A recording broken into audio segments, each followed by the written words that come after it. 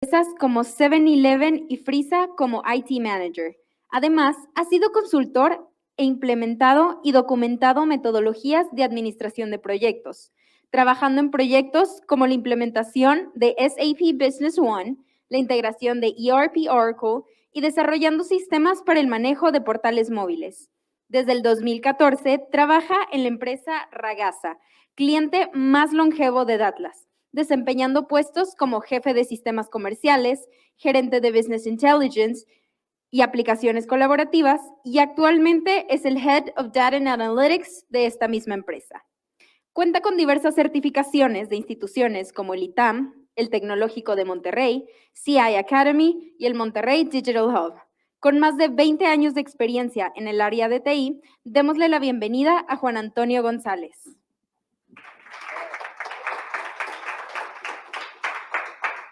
Hola, buenas tardes. Primero que nada, muchas gracias por la introducción. Y bueno, cuando estábamos platicando, Pedro y César, de venir aquí y platicar un poco de la experiencia y lo que hacemos, pues no queríamos, o yo les decía, ¿sabes qué? No quiero dar una charla de en qué me ayuda la IA, no quiero dar una charla en, ¿sabes qué? Los ventajas, beneficios que tengo. No quiero dar una charla en venir y decir lo que ya sabemos, ¿no? O lo que los que andamos en este mundo ya conocemos, ¿no? Que al final de cuentas la IA me da muchos beneficios en la organización, en lo personal y demás, en la sociedad. Decía, ¿y por qué no hablar de fracasos? Y yo, perdón la palabra fracasos, pero le decía yo, más que un fracaso, es de estos retos que no te dice la gente, ¿no? Yo hacía la analogía cuando le platicaba a mis hermanos y a mi esposa de ver cómo hacer esto. Decía, yo cuando tuve mi primer hijo, ¿sí? Yo no sabía lo que me iba a enfrentar. Yo no sabía las desveladas, no sabía que le tenía que dar cada 3 horas de comer, no sabía que tenía que cambiar pañales. Y fue toda una experiencia nueva, horrorosa, terrorífica, y que nadie me dijo. Todo el mundo te decía, qué padre, Toño, vas a tener un hijo. Ay, no, hombre, mira, es lo mejor del mundo. Y sí, sí es lo mejor del mundo. Tienes muchas ventajas, ¿no? Pero esta preparación, y les doy este contexto porque me tocó cuando mi hermano sí iba a tener su primer hijo, yo me senté con él y dije, ¿sabes qué? Ven, te voy a platicar lo que nadie te va a platicar y te voy a decir lo que te va a pasar. Desde una perspectiva mía, ¿sí? De lo que a mí me había pasado y cómo me había pasado. Entonces, esta charla, más que hablar de cosas buenas y bonitas, voy a hablar un poco de los retos que me he topado y que me he topado con mi equipo y con colegas también, de lo que nos ha pasado al momento de implementar. En la charla pasada me gustó mucho porque fue como esta parte grande, ¿no? Estratégica, disruptiva, de todo lo que viene. Y ahora aquí es, y bueno, ¿y cómo bajo eso a nivel de cancha? ¿Y cómo lo implemento? Y la charla le llamé, ¿cómo está el agua? O sea, y es bien la analogía que yo hacía, yo siendo de Monterrey, aquí ya para marzo, empezamos a hablar de albercas. Empezamos a hablar con el compadre, con el amigo, con el conocido, ¿sí? De que hoy, ¿sabes qué? Te invito a una alberca. Y cuando ya vas, estás ahí, ya con tu agüita de cebada, ¿sí? O con tu agua de malta de litro, pues es bien sencillo. Llegas a la alberca y así como hay gente, ¿no? En la orilla, te paras. Y empiezas a ver, y por dónde, y de repente hay un loco que se mete al agua y le dices, compadre, ¿cómo está el agua? Y él te va a contar su perspectiva, cómo la sintió, cómo vivió, cómo se metió, cómo se dio ese clavado y te dice, no, compadre, aquí no te metas porque sabes que el agua te llega aquí y me metí, mira, me di en la madre. Así de sencillo. Otro te va a decir, no, compadre, mira, te metes y nádale porque está fresca o está fría. ¿Y qué es frío y qué es fresco para él? ¿Qué es frío y qué es fresco para mí? Entonces, dando esa charla y esa analogía, dije, bueno, voy a contar la perspectiva de que yo ya estoy en el agua y les voy a contar cómo está el agua, ¿no? Quiero dejar claro de que es mi perspectiva, son mis cosas, no lo tomen como una ley, pero algo de aquí les va a servir. ¿Ok? Y bueno, tenía que empezar con números, pues si no, pues cómo iba a hablar algo de datos o de Datlas si no hay números, ¿no? Entonces, como primera instancia encontré por ahí que el 16% de las organizaciones, ¿sí? Cuando quiere implementar un sistema de AI, se enfoca en sus pain points. Dices, ¿cómo? ¿Cómo que nomás el 16% de las organizaciones según Gartner? Y lo dice Gartner. Entonces dices tú, ¿cómo puede ser posible esto? Y ahorita más adelante vamos a ver la analogía de que y lo decía la persona pasada, ¿no? Cómo la inteligencia artificial ya está en toda nuestra vida. Pero yo a veces, o me ha tocado, que porque escuchó tal persona, o vino el amigo del sobrino del primo, y hay que darle una oportunidad, pues implementar cosas, ¿no? Y entonces empezamos como que a explorar qué es esto, sin tener un objetivo o un alcance claro de lo que queremos lograr. Y no estoy diciendo que sea malo, sino simplemente es, si mi objetivo es explorar y es querer ver qué pasa y qué sucede, check. Pero si estoy queriendo lograr algo de negocio con esta primera exploración, wrong, o sea, no me va a salir, ¿ok? Otra de las cosas es, el 77% de las organizaciones ya tiene tecnología implementada, sepa o no sepa. Porque al final de cuentas es, si ya tengo un bot de WhatsApp, ya tengo IA en mi aplicación. Punto. ¿Sí? Yo tengo IA desde Outlook, implementada en mi organización. Que no la sepa utilizar es otra cosa. Pero ya la tengo, ya está embebida en mi organización. Pero no sé cómo sacarle ese provecho. ¿Ok? Y no me he dado cuenta que ya la tengo. ¿Va? Y cuando estamos hablando de temas de datos, y conecto un poco con la pasada, decía Big Data, Analytics, Insights de la información. Y resulta ser que en unas estadísticas que encontré, que el 87% de los profesionales dice que el resultado de su IA tiene sesgos. Platico un caso que a lo mejor lo han escuchado. Imagínate que yo implemente un algoritmo de inteligencia artificial de recursos humanos en mi empresa. Y resulta ser que para esa organización, el 90% de las posiciones que se han ocupado son hombres de entre 25 y 35 años de edad, de tal universidad. ¿Qué va a aprender el algoritmo?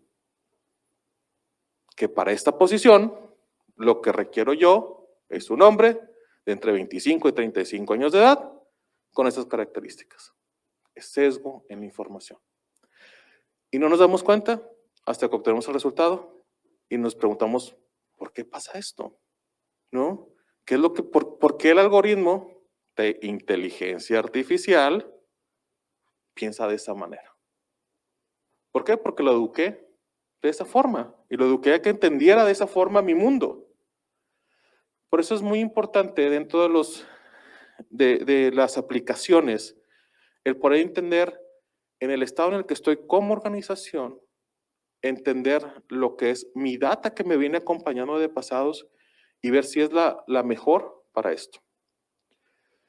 Por favor, de los que están aquí, y no sé si son de organizaciones o no, pero ¿quién ha implementado ya un algoritmo de inteligencia artificial exitosamente? No se me amontonen tampoco, ¿eh? O sea, dice Pedro, pero no lo cuento. Pero vaya, yo he implementado algunos y al final cuando digo exitosamente, hay que pensar en qué es éxito, ¿no? Primero que nada, ¿qué es éxito para mí al momento de implementar? Y aquí hablo la primera parte, de alinear las expectativas y entendimiento de la IA. Y no estoy hablando de alinear a la expectativa del negocio con una estrategia, porque eso tiene que ser sentado. Pues, si no hay una estrategia, pues es medio complejo, ¿no? Que es exitoso. Pero yo tengo que alinear y voy a platicar un caso donde al momento de querer implementar este algoritmo de inteligencia artificial, estamos esperando ciertos resultados. Una vez ya hablado con el negocio, platicado con el negocio, con el owner, o se da, se implementa, y pues pareciera que no. Aún así ya habíamos tenido ciertos acuerdos, ¿no? De cómo era. Entonces, de repente, y por eso les hablo, de entender la expectativa tuya, la expectativa mía, ¿sí? Clarificarlo, cuál es el objetivo con el que lo voy a medir, cuáles son mis KPIs con los que voy a medir. Si, por ejemplo, yo estoy implementando un algoritmo que me va a ayudar en un 5% en ventas, dices, ok, está bien. pero este algoritmo de inteligencia artificial que me va a ayudar en ese objetivo en específico, y ya lo tengo súper medible, es un 5%, ¿cuáles van a ser mis criterios de evaluación del algoritmo? Porque luego resulta que si hay un incremento, sale productivo este algoritmo, pues de repente llega el de marketing. Espérame, es que yo hice una campaña más o menos por las fechas y por eso es que se incrementó. Y luego llega el de ventas y te dice, no, espérame. Oye, ¿sabes qué? Es que yo cambié ciertos procesos y, caray. Y entonces el algoritmo no hizo nada. Al final de cuentas no es que no haya hecho nada ni que las otras sumas, sino al final del día es una suma. Y por eso es muy importante. Otro de los casos que les digo, oye, llega conmigo un proveedor y me dice, ¿sabes qué, Toño? Pues con el chat vas a incrementar tus ventas. Le dije, no, pues todo dar, ¿verdad? Con el chatbot. Dije, no, súper bien, entonces, ¿ya qué voy a hacer? No necesariamente hay un incremento de ventas por un uso de chatbot. A lo mejor vas a llegar en algún engagement, a lo mejor vas a ser mejor en la parte de cómo recibir o esa canalización de los usuarios, ¿no? Pero por sí mismo el chatbot me va a traer más ventas, no lo sé. Entonces, cuando estamos ya dentro de estos proyectos, por eso yo voy mucho a la alineación de expectativas. Y otro es el entendimiento de la IA. Me pasó que llega un proveedor a través del área comercial y me dice, Antonio, ¿sabes qué? Va a haber una sesión, quiero que te subas y que nos des tu punto de vista. Le dije, claro que sí, con mucho gusto. Estábamos en la sesión, era un algoritmo de Computer Vision. Este algoritmo de Computer Vision lo que tenía que hacer, o lo que iba a hacer, era contar las botellas del anaquel, ¿no? Y hasta ahí ese era mi entendimiento. Oye, pues resulta que estamos en la charla y de repente se le ocurre al proveedor decir, oigan, ¿y saben qué? Esto les puede contar, ahora sí ya el stock que tienen en anaquel los productos. Dije, wow. Dije, este hombre debe estar en la NASA. Eso fue mi pensamiento, ¿no? Cuando me dice eso, el comercial, estábamos en virtual y me dice por acá, por chat, ¿ya viste, Toño? ¿Ya viste? Cuenta. Entonces ya y digo, a ver, espérate. Levanto mi mano virtual, ¿no? Le digo, oye, compadre, por cierto, digo, qué interesante que tú digas que cuenta el stock de anaquel. Yo nomás tengo dos preguntas. Dije, ¿cómo le haces tú para que la foto en alineación me diga hacia atrás cuántas botellas hay y en medio los huecos? Siendo que la góndola mide tanto por tanto, hay tantos, y le digo, nomás quiero entender tu algoritmo. Pues es que, bueno, es que, y empezó el es que.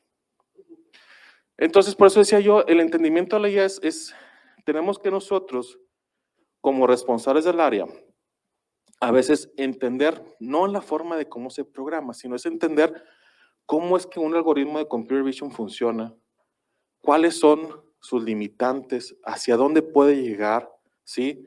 Oye, si me presento con un algoritmo de regresión lineal, ¿qué es? ¿Qué se hace? ¿Para qué sirve? ¿Cómo funciona? Y ese es el valor de nuestra posición. Entender ese algoritmo, ver cómo se hace y cómo funciona para tener ese entendimiento de lo que es la inteligencia artificial. ¿Ok?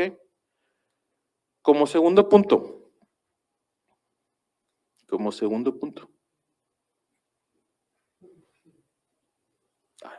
Ya. Las capacidades internas. Una vez que yo entendí, y eso fue como que mi recorrido, dije, ok, me tomó como cerca de 1 año, 2 años estar en cursos, diplomados y entender, ¿no? Que esta parte de IA, meterme a código, empezar a jugar con ello, dije, ok, ya medio entiendo. Dije, ok. Y empezamos con nuestro primer proyecto, fue un proyecto muy bueno. Pero luego dijimos, bueno, ¿y el equipo? ¿Qué onda, no? Y por eso dije yo, capacidades internas, el IA Dream Team, ¿no? Que yo creo que a todas las organizaciones nos gustaría tener ese IA Dream Team, donde tú le pidas algo y los chavos, sí, claro, Toño, pum, pum, pum, y aquí está el algoritmo que te resulte. Es algo complejo, ¿no? Es algo que apenas está dando, es algo que apenas está desarrollando, porque luego también llegan gente conmigo y me dice, Toño, es que yo soy experto en inteligencia artificial. Su mecha. Dije, pues qué bueno, compadre. Le digo, pero ¿en qué rama? ¿En qué rubro? ¿En qué tipo de algoritmo? ¿En qué tipo de industria? No, es que no. O sea, debemos ser suficientemente humildes para poder decir, el ramo de la inteligencia artificial es demasiado vasto, ¿sí? Y ahora sí que hay expertise por cada una de las ramas, por cada uno de los algoritmos, ¿no? Entonces yo me voy profesionalizando en eso. ¿Qué fue lo que yo hice con el equipo? O lo que nos pasó fue que primero contraté a una persona con un background matemático muy bueno, traía mucho la parte de inteligencia artificial. Nada más que una oportunidad que tenía él era la parte de procesos. Sí, y ahorita voy a platicar un caso más adelante que nos dio, por el cual me topé. Y lo que hice fue ir entendiendo en el camino cómo es que esta parte de ella se iba construyendo. En otras charlas que he dado me dicen, oye, Toño, ¿cuál es tu organización y tu organigrama? Le dije, mi organigrama ni lo veas, ni lo cheques, ni nada. Le digo, porque dependiendo de la organización y cómo esté, va a haber diferentes capacidades, va a haber diferentes habilidades que va a tener para responder a lo que tu negocio te está requiriendo. Como yo lo encontré, la fórmula que hasta ahorita me funcionó fue agarrar a una persona técnica del lado de sistemas. Él venía fungiendo como la parte de consultor de aplicaciones. Tiene muy buen skill técnico y lo subí porque lo que yo primero necesitaba era que en la implementación de este primer algoritmo hubiera alguien que tendiera la nube, la parte de contenedores, la parte de conectores, la parte de transferencia de datos, ¿sí? Más que entendiera propiamente cómo funcionaba el algoritmo. Entonces, una vez que hicimos eso, lo hemos dado las capacidades y certificaciones para que ahora sí vaya entendiendo cada vez más, porque ya ahora ya estamos haciendo nosotros también ya proyectos internamente. ¿Ok? Entonces, puse a una persona con esas capacidades y abajo empecé a ver qué más gente tenía que tener. Por ejemplo, una parte que supiera de data engineering, ¿sí? Un ingeniero de datos. Una persona que supiera bien ciencia de datos y una persona que supiera desarrollar aplicaciones. Porque a veces en el mundo de IA nomás hablamos de la parte de la aplicación como tal y nos olvidamos que la aplicación tiene un front. Y ese front debemos tener la gente suficientemente competente y ahorita van a ver por qué, para que lo pueda desplegar. Entonces, fue así como hemos armado el equipo. Ese es el equipo que tenemos nosotros ya internamente y nos ha funcionado muy bien y ya cada vez hay mejor entendimiento. Hemos ido, y como decía, armándolo, arropándolo para que dé mejores resultados. Entonces, capacidades internas. Van a tener mucho que estudiar, que aprender y que entender. ¿Ok? El siguiente es, y hablo aquí del linaje de los datos. Es un tema que yo en lo personal, aunque estaba en la parte de BI, no era tan relevante para mí, porque ya teníamos la estructura y era un BI Legacy, entonces ya sabíamos de dónde venía, pero no me había hecho yo tan consciente de qué tan importante es esta parte del linaje de los datos. Y cuando hablo del linaje de los datos es como el linaje de tus ancestros, ¿no? Desde ver de dónde vienes, cómo ha sido esa generación, y lo voy a contar en datos, es de dónde viene el dato, cómo nace ese dato, cómo es que se va combinando ese dato en la historia, quién le va metiendo mano a ese dato, cómo se va transformando hasta el punto de llegar en donde tú lo puedes recolectar. Hay que entenderlo. Hay un caso que les comparto. Estábamos haciendo un algoritmo de inteligencia artificial para un proceso del negocio. Se va la gente, en este caso les digo el arquitecto de ciencia de datos, científico de datos, empiezan a ver el proceso, empiezan a dialogarlo, empiezan a entender. Hasta ahí, todo muy bien. Se retiran. Cuando se retiran, los datos le empezaron a contar una historia al científico. Pero no hacía match esa historia con lo que era el proceso que le había contado al usuario final. Llegaban conmigo, oye, Toño, es que fíjate que tenemos este problema y este retraso y no sabemos por dónde. Yo lo primero que les decía es, ¿ya revisaron el proceso? Sí, Toño, ya lo revisamos. ¿Ok? Seguíamos con problemas hasta que le dije, ¿saben qué? Ya, vayamos con el usuario y preguntémosle.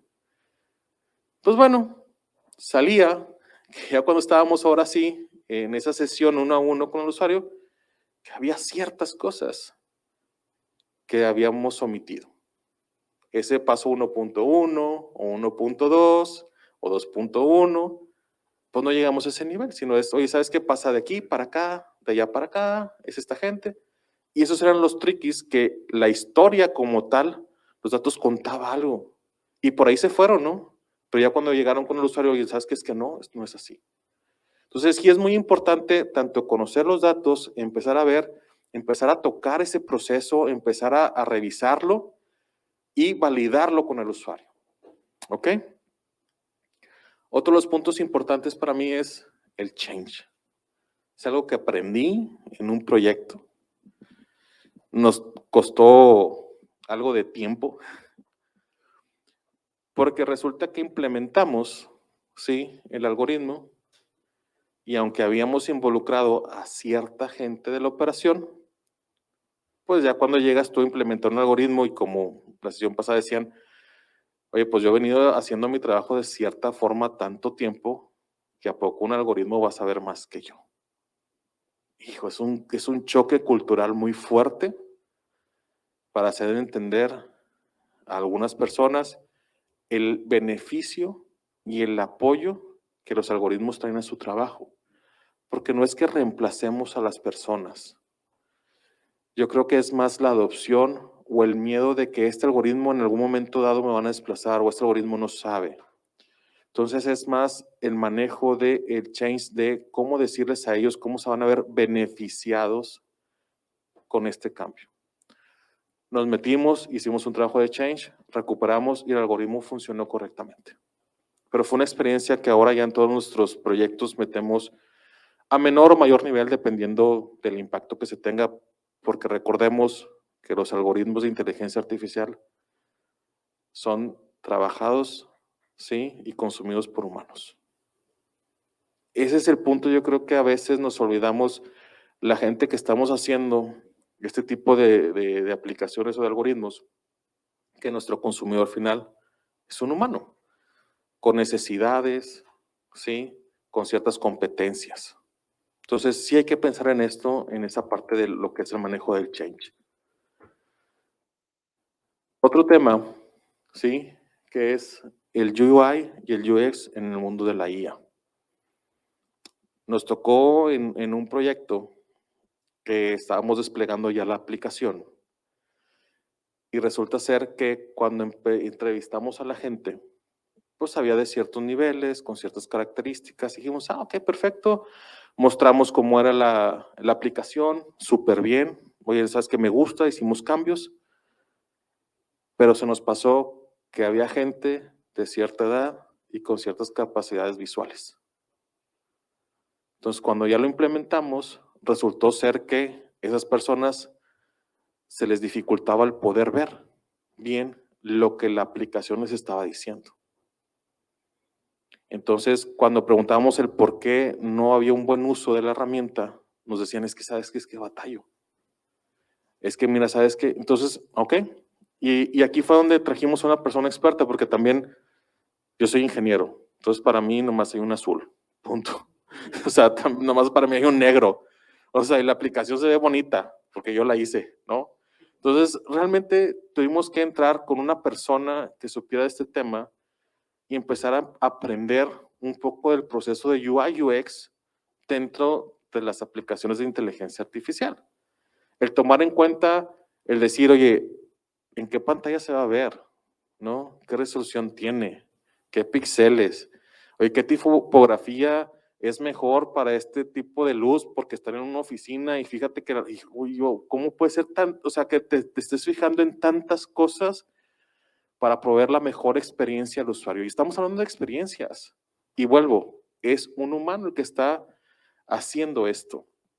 Entonces, lo que tenemos que hacer es crear esas experiencias buenas para él, para que lo pueda consumir. Y no por esas experiencias diga que no fue exitoso el proyecto. ¿Ok? Otro punto para mí importante es esto de los criterios de los datos. Y este como para mí es el punto más álgido de la conversación. Y como en la primera lámina, la segunda lámina les decía que el 87% de las personas que nos dedicamos a esto decimos que se sesga la información por esto. Hay que tener mucho en cuenta y voy a contar 3 casos. Estamos ahorita implementando un proyecto, ¿no? Llega el consultor con su herramienta y nos dice, oye, necesito información de ventas, de visitas, y me mencionó muchos rubros. Le dije, ¿sabes qué? La tengo toda. Yo tengo un BI ahí, donde tengo 5 o 6 años de información. Sin ningún problema, lo que me estás pidiendo te lo tengo. Ah, ok, excelente. Metimos la data y resulta ser que el algoritmo no funcionó. Cuando estuvimos revisando, o ellos estuvieron revisando, y es que, ¿sabes qué, Toño? Pues es que la data, al final vemos que tú nomás tienes 2 visitas al mes por el cliente. Sí, pues es lo que yo tengo. Mi negocio funciona de esa manera. Ah, lo que pasa es que, ¿sabes qué? Para lo que nosotros lo tenemos y para lo que está entrenado, son de visitas de tal frecuencia. Ah, pues tenemos un gran problema. Vuelvo a la iniciación de expectativas, ¿sí? Donde a ambas partes, en un momento dado fue, ¿tienes esta información? Sí. La tengo, sí, y de hace 5 años, excelente. Pero no llegamos al grado de decir cómo la quieres, qué requieres, de qué manera, cómo la vamos a entregar, cómo te la voy a compartir. ¿Sí me explico? Y entonces ahí fue el choque. Otro punto. Estábamos en otro proyecto y me dice, Antonio, ¿tienes la parte de sell out? Sí, le digo, pues yo me conecto con mis clientes, bajo los portales su información y la tengo por día, sin ningún problema. Y así, por SKU y demás. Ah, ok. Pero ¿sabes qué? Es que voy a requerir también la información de no sé quién y de no sé quién y no sé quién. Ok. Preguntamos igual. Oye, ¿tienes código de producto? Sí, sí lo tengo. Bueno, pues cuando empezamos a hacer el enlace, sí tenían el código de producto. Pero nomás que lo tenían, nosotros lo tenemos como texto, 2 ceros, y luego el número, ellos lo tenían como numérico. Vuelvo a lo mismo. ¿Sí lo tienes? Sí lo tengo. ¿De qué manera? ¿Cómo está? Entonces, son cosas que se oyen tan ridículas y como decir, ay, pero ¿cómo? ¿Qué pasan? Pasan el día a día, a lo mejor porque no lo tienes contemplado, porque son fuentes que no están gobernadas por el responsable del área de los datos y que al final son importantes para el proyecto de inteligencia artificial que tú asumes que están correctas. ¿Ok? Otro de los temas que pasó también fue el decir, oye, yo tengo cierta granularidad de las ventas y pasaba que para algunos clientes lo teníamos diario, para otros semanales y para otros mensuales. Y eso también nos rompió el esquema. Y cambiamos la estrategia, ¿no? Otro de los temas que nos ha pasado es en la parte de integridad. Y cuando uno está trabajando con personas que capturan y dices, oye, voy a capturar a un cliente, ¿no? Tengo direcciones, teléfonos, correos y demás. O sea, a lo mejor tu mismo sistema te vas programando a que vaya haciendo hasta cierta manera la homologación de la data.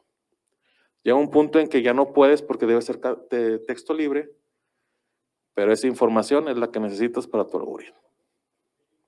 Entonces, mucho de esto es trabajar con los datos, ver la parte de la consistencia, de su unidad, de cómo se conforman y de estar hablando con las áreas involucradas. Lo que hemos encontrado nosotros es ir teniendo esa parte de gobierno que ya tenemos, porque tenemos ahí toda la parte de BI y demás, que eso es la parte de gobernanza. Y lo que ahorita estamos haciendo es ver en la organización qué otras áreas o consumen de mi misma data para tener esa fuente única hacia ellos o datos externos que les llegan para tener esa homologación dentro de la organización, porque ya nos dimos cuenta que para un algoritmo de inteligencia artificial tenemos que tener suficiente historia. ¿Para qué? Para que funcione correctamente. ¿Sí?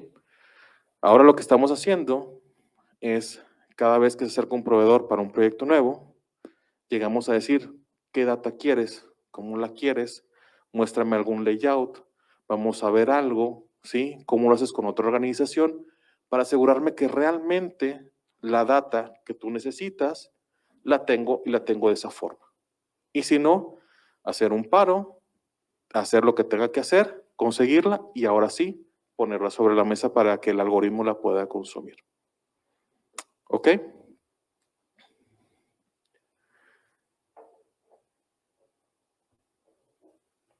Hasta aquí, ¿dudas o preguntas? Se vale. No los quiero dormir. Como conclusiones, y por eso puse al Joker así como si estuviera ya medio loco y digo, si vieron la parte de la película del Joker, pues saben su historia, ¿no? Que al final se transforma, se convierte en un loco porque no sabía qué hacer, ¿no? Y se vuelve criminal. Y al principio, en los proyectos de inteligencia artificial, puede resultar un poco agobiante, un poco sentirte frustrado, ¿sí? Porque es algo nuevo. Es como decía yo, es como tienes un hijo. O sea, vas a la experiencia, alguien te pudo haber platicado, pero para ti, en ese momento en el que estás, en la organización, en lo que se requiere, es algo nuevo.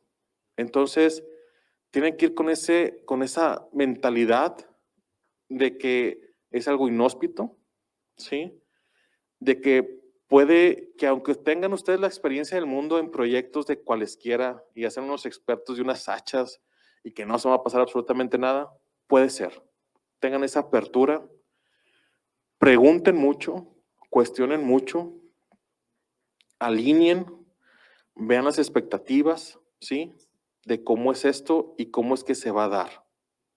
¿Para qué? Para que ustedes se sientan, si no tan frágiles en el camino, que sientan como un poco más de pasos firmes, de cómo hacer las cosas y cómo implementarlas, ¿sí? Otra de las cosas que les puedo compartir es el cómo tomar en cuenta a mis usuarios finales. Hay veces en los proyectos que no alcanzamos a involucrar a la última persona que es la que va a utilizar el algoritmo. Y ahora lo que estamos haciendo es como que, a ver, ¿quiénes son mis usuarios finales? ¿No? ¿Quiénes son esas personas con las que voy a estar conviviendo día a día mi algoritmo? ¿Quién es el que lo va a utilizar? ¿Quién es el que lo va a palpar? ¿Qué características tiene? ¿Cómo está él? ¿Dónde está él? ¿Sí? ¿Está conectado? ¿Está desconectado? ¿Está en un complejo industrial donde hay poca luz, hay mucha luz? ¿Están encerrados? ¿Son personas adultas? ¿Son personas jóvenes? ¿Entienden o no entienden de la computación? Porque luego pareciera que nosotros que estamos en este mundo, pues para nosotros es muy fácil agarrar un computador y ya, pero hay ciertas personas con ciertos puestos que no tienen esas habilidades. Entonces tenemos que estar muy conscientes de eso. Otra de las cosas es, yo estando del lado del cliente, a mí me gusta que se acerquen proveedores y que me hablen cómo están las cosas. De que me digan, Toño, va a pasar esto, tienes que ser así. Y que no vendan espejitos ante el negocio. Porque de repente hay muchos proveedores, sí me ha tocado desafortunadamente, que llegan, venden espejitos y después se vuelve un poco esta batalla entre la persona que vino al negocio, le dijo algo y tú que estás atrás defendiendo el negocio. Porque pareciera que no quieres tú avanzar. Porque pareciera que tú eres el que no quiere que se implemente algo. Y no es que no quiera, sino simplemente es alinear. ¿Cómo alineamos esto? Lo que estamos haciendo, lo que yo he estado haciendo es con algunos usuarios muy cercanos, hablar con ellos, decirles, compartirles, a lo mejor de repente el enviarles un correo con algún video de que sabes que mira, esta es la parte de inteligencia artificial, así es como está, así es como funciona. Miren, cuando te hablan de estos términos, estos son los correctos y para estos son, y en tu parte del negocio funcionan así. Y esto es lo que estabas esperando. Entonces te vuelves más como esa parte de un consultor interno que los apoya, que los ayuda, que los guía, que los enseña, ¿sí? Para que ellos al final del día adopten la tecnología y la puedan adoptar de una forma correcta. ¿Ok? Dígame. ¿Te puedo hacer una pregunta? Adelante, por favor. Ahí por la parte de Power BI, digo, ahí en Atlas pues ya estamos empezando a desarrollar y nos hemos certificado de Power BI. Sabemos de los retos con los usuarios, tenemos ese esa metodología, ¿no? De acercamiento. Pero ¿qué nos recomendarías ahorita tú, que ya estás un poquito más experto en el lado de Power BI? ¿Cómo integrarías esos reportes o cómo lo manejas con tu equipo de trabajo, ¿no? Esa dirección, ¿cómo lo recomendarías al equipo que ahorita pues está ingresando en esta plataforma? Ok, te platico cómo lo hacemos nosotros y cómo he venido descubriendo el cómo hacerlo. Digo, gracias por decirme experto, pero no soy experto. Pero a lo mejor tengo un poquito más de experiencia, pero te puedo transmitir desde mi punto de vista. En un inicio, y como te digo, somos ingenieros. Fue algo complejo porque hacíamos y diseñábamos nuestros dashboards y después nosotros, según nosotros, ¿no? Súper amigables, usables, bonitos. Y no, resulta ser que la gente no. Y te voy a compartir. Y por eso hablo mucho del usuario que lo va a usar, de qué capacidades tenga. Y en este caso voy a meter las capacidades analíticas. Nosotros tenemos un dashboard de toda la parte de sellout que se maneja en la organización y de la parte operativa. La gente me decía, Toño, es que no me sirve. Así. Oye, no me sirve, no sabían darme el por qué. Se acercó un proveedor para mostrarnos una solución que ya traía dashboards y resulta ser que me decían, no, Toño, es que mira, este está súper bien. Decía, ok, a ver, si es la misma información, porque era la misma información que yo manejaba y que yo tenía, presentada de diferente forma. En mis capacidades analíticas, y por eso digo yo que a veces pecamos de que todo el mundo sabe ciertas cosas. Yo en mis capacidades analíticas decía, ok, yo lo que tengo que hacer es un dashboard para que la persona al momento de entrar le dé clic aquí y se conteste cosas y se pregunte y se cuestione, y entonces con filtros y nombre, mira aquí, y yo les mostraba, les decía, a ver, dame una pregunta a esto, mira, ¿sabes qué? Mira, aquí, pa. Y con 3, 4 clics yo contestaba la respuesta. Pero ¿qué pasaba? El usuario no tenía esas capacidades analíticas. ¿Sí?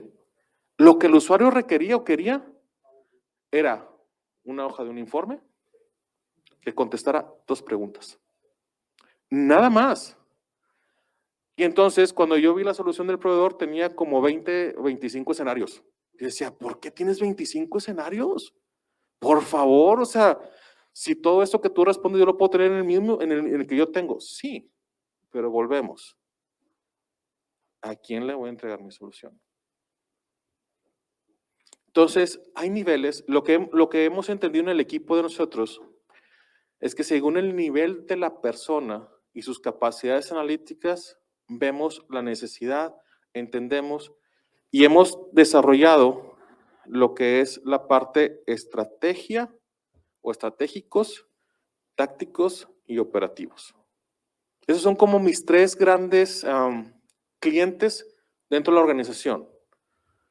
A nivel directivo, subdirecciones, gerencias altas, los tácticos, gerencias altas, medias, jefaturas, y en la parte operativa, los que están ahora sí que dándole duro, ¿no? Y otras cosas es el tema de los visuales. Cuando platicamos con el chavo de UI UX, nos decía, oye, es que ¿por qué no haces este tipo, por qué no ocupas mejor esta tipografía? ¿Por qué no acomodas mejor así las formas? Fueron cambios tan sutiles que nos hizo en una entrega que hicimos, pero o sea, que tú lo veías y parecía, o sea, no, o sea ahora sí que de 0 a 180 grados cambiaba con esas pequeñas cosas. O sea, sí es muy importante que se apoyen con alguien, ¿sí? Y cambiamos el proceso de hacer el dashboard. Nosotros, ¿cómo lo hacemos? Es, entendemos, ¿sí? Y nos vamos a hacer mockups. Encontré en internet a una persona que él sacó un juego y está súper padre. De hecho, le dije a mi director, oye, ¿sabes qué? Hay que comprarlo, está súper bien. Y es un juego de mesa, tal cual, es un tablero y en este tablero le vas preguntando al usuario, a ver, ¿qué KPIs quieres? Entonces vas construyendo, vas preguntando para qué vas a medir, qué vas a hacer, qué decisiones vas a tomar. Y al final entras en un mock-up y ¡pum!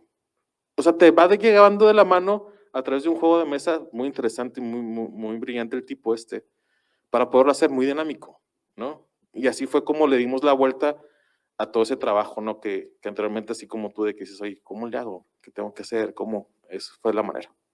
¿Tenías otra pregunta acá? Sí, más que nada un comentario, primero, pues gracias por la plática. Gracias. Primero, pues gracias por la presentación, muy interesante.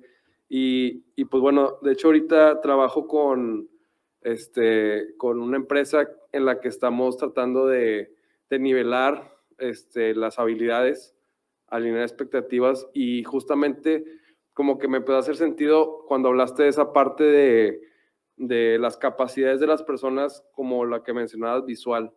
Entonces aquí mi duda es, justamente lo que dijiste hace rato de los escenarios, ¿cómo puedes llegar de tajo hacia esa solución? O sea, ¿cuál es el camino para llegar hacia eso que quiere el cliente? Como decías tú, él nada más quiere dos cosas y a lo mejor nosotros planteamos 25 escenarios y no sé si solamente con preguntas de que, oye, ¿qué quieres? Porque a veces ni él sabe qué quiere.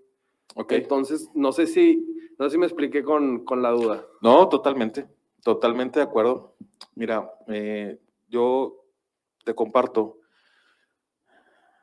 yo soy coach ontológico, ¿no? El coach ontológico, sin entrar tanto tema, te ayuda de moverte de un punto A a un punto B.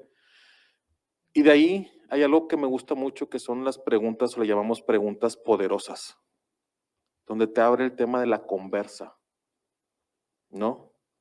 Estas preguntas poderosas, y yo te digo, y totalmente de acuerdo, el cliente muy rara vez sabe lo que quiere, pero con preguntas de,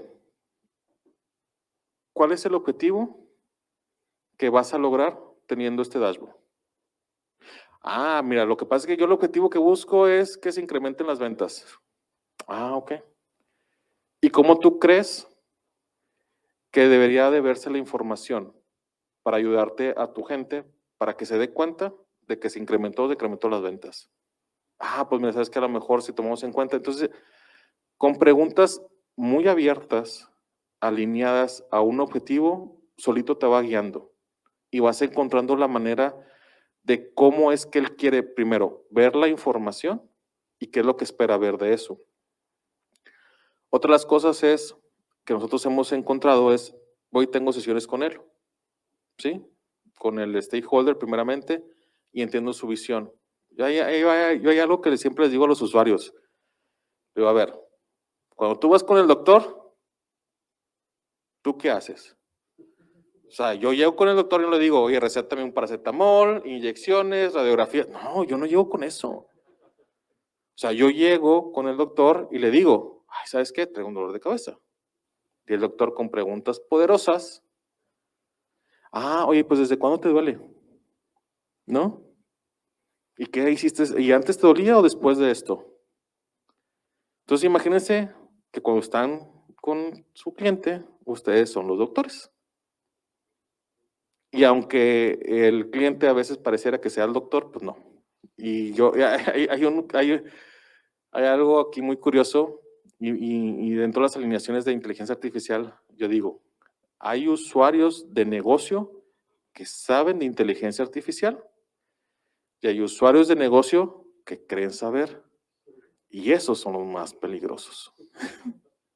Esos son los que te vuelven así como está la foto. Neta, o sea, porque al final del día llegan y te dicen, no, Toño, es que yo quiero un algoritmo. Ah, ¿cómo que yo quiero un algoritmo? O sea, no, dime cuál es tu pain. En ese mismo, ¿no? O sea, es encontrar, y dentro de las preguntas también el ver las capacidades. Una de las preguntas que yo hago o yo haría cuando que me dicen, oye, Toño, ¿cómo le haces? Mira, cuando voy a un área le digo, ¿tienes reportes en Excel? Sí, sí los tengo. ¿Me los podrías mostrar? Claro que sí. Eso es un super input. ¿Por qué? Porque ellos ya te están contando, ¿sí? La realidad de cómo llevan su día a día. de dónde sacan su fuente, cómo la ven, qué es lo que hacen. Y luego cuando les preguntas, ¿y qué decisiones tomas? Pues ya todavía mejor. Eso te puede ayudar mucho de qué reportes ya tienen, cómo los trabajan, qué decisiones tienen y demás. Para mí eso es lo mejor, ¿no? Y en el mundo de guía es lo mismo. Al final de cuentas vas a resolver una problemática. Muchísimas gracias, Antonio. Antes de que te vayas, tenemos una pregunta del parte del público que nos está viendo ahorita en casa. Y esta es una pregunta de Antonieta Morales que dice, ¿a quién o qué metodología recomiendas para el manejo del cambio? Uy, qué bueno. La verdad es que no soy experto en el manejo del cambio, eso sí, debería ser alguien más que vengan y expliquen. Hay muchas, ¿no? Una de las que más he escuchado se llama ADKAR, ¿no? Para el manejo del cambio. Como que es como que la más utilizada, no sé, pero la verdad es que no soy el experto. Para eso hay gente muy preparada y muy especializada en eso. Lo que nosotros hemos escuchado, lo que yo he leído, se llama ADKAR, pero busquen ahí en internet metodologías del cambio y van a encontrarse infinidad, ¿no? Y esa puede ser una muy buena. Perfecto, muchas gracias. Una pregunta más es, Sí. ¿qué papel cumple el gobierno de los datos? Si ustedes, hay una organización que se llama DAMA, ¿no? Hay un libro que se llama DM Book y el gobierno de los datos aparece en medio. Entonces, el gobierno de los datos es todo, ¿no? ¿Por qué? ¿Para qué, mejor dicho? ¿Para qué el gobierno de los datos? Porque tienes una fuente única de la verdad, está centralizada, tú le das la razón de ser a cada uno de los datos, para qué se utilizan, cómo se utilizan, y al final en cada organización debería de haber un responsable. Y no estoy hablando del uso de los datos como tal, digo, también hay lo que decían, toda la parte y creo que lo escuché en la primera charla, ¿no? De qué tan sensibles son estos datos, cómo se deben de manejar. Entonces el gobierno de los datos es un mundo por sí solo, ¿no? Entonces eso te da como para una hora de charla de cómo está, pero ese es el corazón de toda la parte de gobierno. Y bueno, yo creo que ya por último como bonus track, les traje unos memes, pero ahí está. Entonces cuando decimos artificial intelligence o inteligencia artificial, pues realmente la inteligencia artificial la hizo un humano. Primero que nada. Aunque ya ahorita ya Google nos está queriendo quitar la chamba a todos los desarrolladores, como me dio risa, ¿no? Oye, ¿qué carreras van a desaparecer en el futuro? Yo diría la ingeniería en sistemas. O sea, y es neta, porque ¿a dónde nos va a llevar la inteligencia artificial con nuestros trabajos? Y eso ténganlo muy en cuenta, ¿no? En un futuro cercano. La otra, ¿no? La cara que haces tú cuando no sabes qué estás haciendo. O sea, al final del día es, en un proyecto de estos no vas a saber muchas cosas, pero es una actitud positiva, una actitud de aprendizaje, ¿no? Para poderlo hacer. Y la última es, y me acuerdo que lo dijo, la inteligencia artificial son ifs. Ahí está, ¿no? O sea, los que no saben de esto va a ser complejo que lo sepan. Y ya cierro mi charla diciéndoles que cualquier proyecto de inteligencia artificial va a ser un reto en sus vidas y es un reto de aprendizajes. Muchas gracias.